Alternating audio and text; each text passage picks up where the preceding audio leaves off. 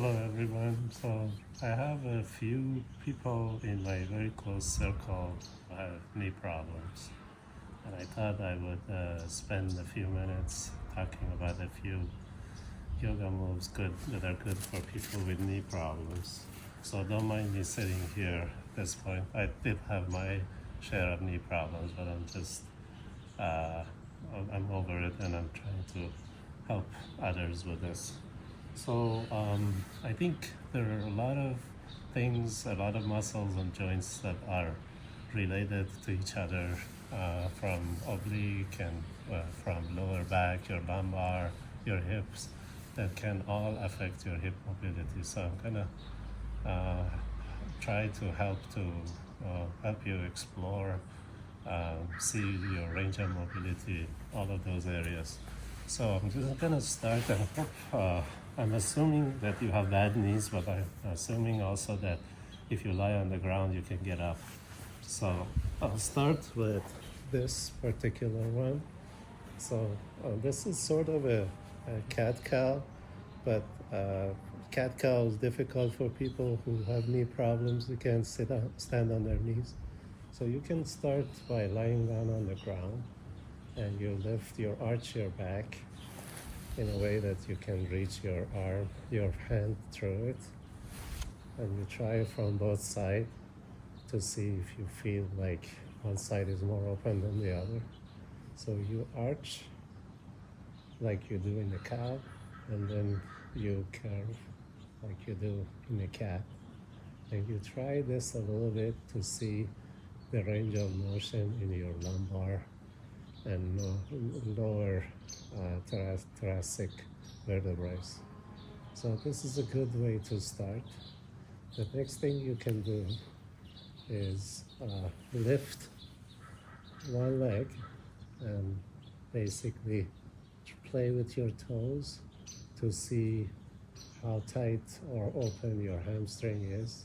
I'm sure people with knee problems, they probably also have tight hamstring.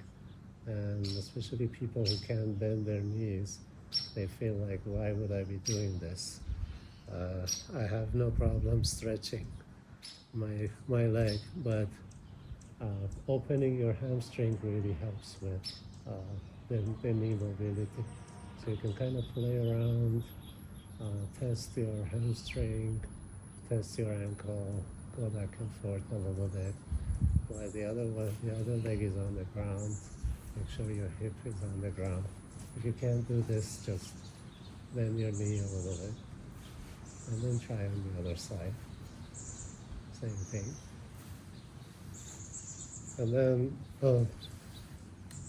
from here, the other thing that I really like to do, especially when I'm tight on my hamstring, is basically just sit up and try to get a hold of my toes. It depends on your range of motion, but on both your, basically hamstring as well as your knees. And then it really depends on how flexible you are. You can open up, and usually I do this for stretching my hamstring. But one thing you really need to remember is that you really need to be gentle on your back. So your back needs to really not curve too much. And so this is pretty much a lower back stretch as well as it's a hamstring. And you can stretch the hamstring only by stretching your legs as far as you can go, but you need to make sure you're not hunching like this and your back is straight. So this is also the way to see how your hip creases and how flexible your lower back is. But definitely when you have knee problem, one problem is usually also that the lower backs are not flexible, so the muscles are not pulling properly, and the lack of mobility here can lead to a lot of problems down here. So here's another one you can try. You can stay here for a few breaths, but make sure that you don't put too much pressure on anything, too much stretching on anything. Just stay at like a 4 or 5 out of 10 range. So the next one is I'm gonna just try to stand up, and if you have knee problem, you need to figure out how you can do it with the help of a chair or whatever. The other thing I really recommend is using blocks. Blocks really help for people with any type of mobility issues. So let's start here by holding the blocks. If you can't reach your toes or anything, it's okay. This is not about trying to show off how flexible you are. This is called halfway forward fold, and the idea here is that you don't bend your back. Your back needs to be straight. So you really, if you hold anywhere you can hold on your thighs or your shins, the idea is that your back is completely straight. But if you do this right, you start feeling the stretch on your hip. So this, we talked about the lower back mobility. The next one is the hip. And I've actually tried this with my friends who have knee pain, and when they go walking, hiking, and things like that, they have started doing this when they're taking a break, and they report that this type of halfway fold is really helpful for them. So the next one is coming back after this and start doing just a simple mountain pose, and then lifting your hands up in the sky, and then try to see your shoulder mobility. The other thing that I want to talk about today is about the obliques. So we talked about the hamstring, the hips, the lower back, and the other thing that's very important in lower part of the body mobility is the obliques, all the muscles here that connect the ribs and the hip and the pelvic bones.